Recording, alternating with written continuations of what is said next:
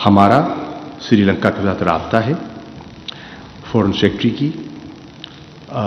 हमने लम्हा बलम्हा श्रीलंका के हाई कमिश्नर को बाखबर रखा, उनको हम बताते रहे और मैं ये आपसे शेयर करना चाहूँगा कि उन्होंने पाकिस्तान के मौक़िफ़ और पाकिस्तान का जो प्रॉम्प्ट रिएक्शन है उसको श्रीलंका ने अप्रिशिएट किया है।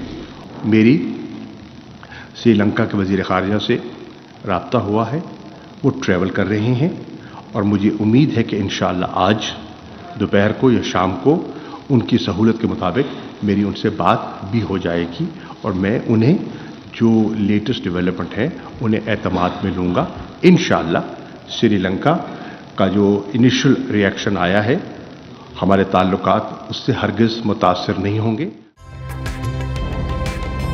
ताज़ा तरीन वीडियोस के लिए हमारा YouTube चैनल सब्सक्राइब करके बेल आइकन प्रेस करिए ताकि आपको मिले हर अपडेट सबसे पहले।